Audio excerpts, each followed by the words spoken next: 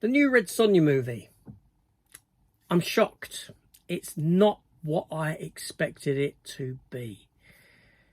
Is that a good thing? Or is it a bad thing? We're going to find out now.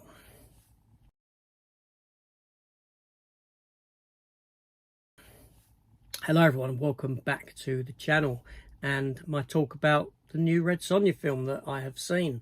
This film is rated 15. It runs for 110 minutes. That's including the titles at the end. It's directed by MJ Barrett, who's had a hand in a lot of TV stuff, this sort of a thing. Iron Fist, Altered Carbon, Quantum Leap, Reacher, Ash vs Evil Dead. So, you know, she's got a good pedigree. Obviously the film has been in development hell for some considerable time, with a lot of actresses cast in the role or mentioned in the role of Red Sonja, but they landed upon Matilda Lutz, who is best known for 2017's movie Revenge. So this film here, like I said, it's not what I expected it to be. You know, I saw the trailer. The trailer looked very generic. The trailer didn't show a lot at all. Now, this film here, narratively speaking, let's talk about the plot a little bit. It starts off with Red Sonja as a child, as these films generally do. Her village gets attacked. We then jump to her grown up. And I thought, hold on a minute, this is skipping over this very, very quickly.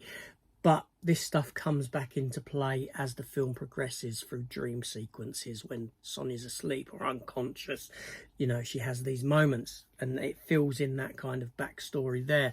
But we're introduced to Sonja herself living in the woods, off of the land, so to speak, and with her horse. And we get to see a bit of her world, and we see these creatures, and this is where it started to throw me, because there's these like prehistoric fantasy kind of creatures that we see that are CGI'd, obviously, and they run off and they get chased, they get hunted down by these individuals that lead Sonja on this quest to get revenge for these animals, and you know what I mean. And it ends up, as the story progresses, her getting captured by this emperor, Robert Sheehan playing Dragon, a young guy who's got aspirations to rule the world, or the known world as this world is known. But he's got a thing for technology. You know, that he's got a lot of technology that feels out of world, which feels almost futuristic for the world that Red Sonja is set in.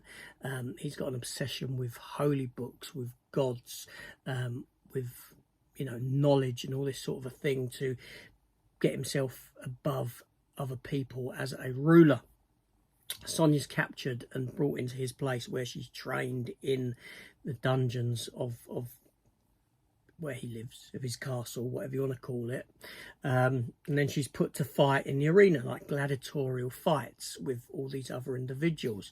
Rona Mitra comes into the mix, but to be honest, she's hardly in the film. You almost blink and you miss it, kind of. You know, she must have been on set for one day or something like that.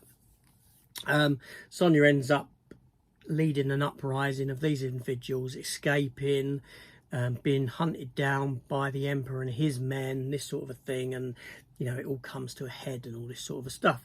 While in the arena, she does get to fight, or the people do get to fight, a large cyclops, which is a bit cranky looking effects wise, but for the budget that this is playing with, you know, yeah, I couldn't not but enjoy what I was watching.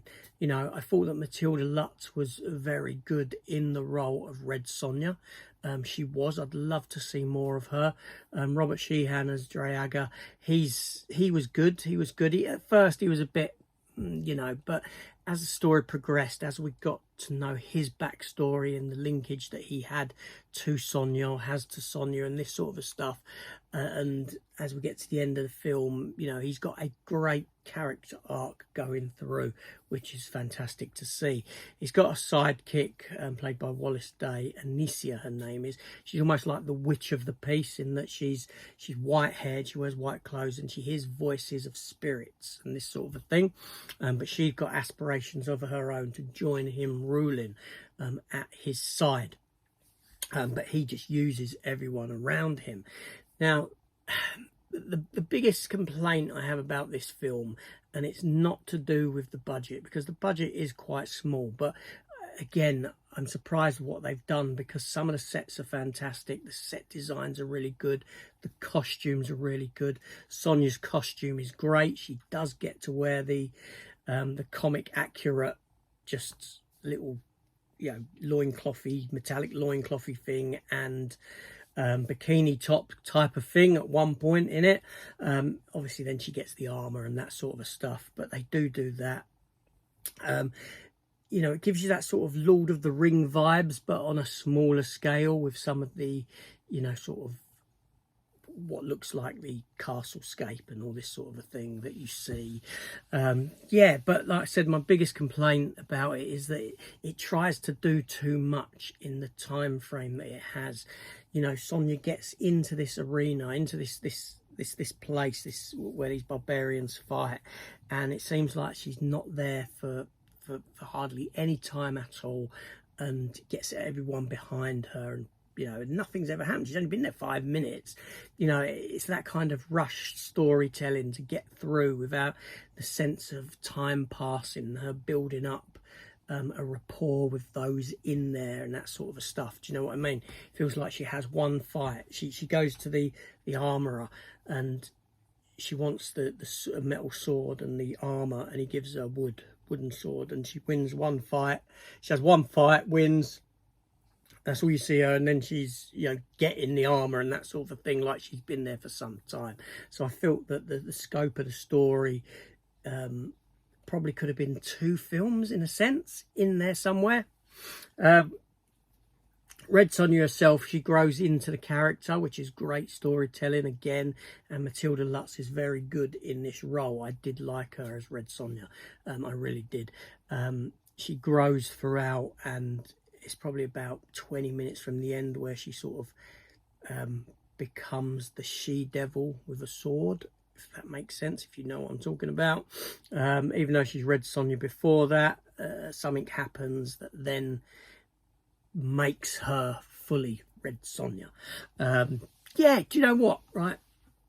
I actually really enjoyed this film.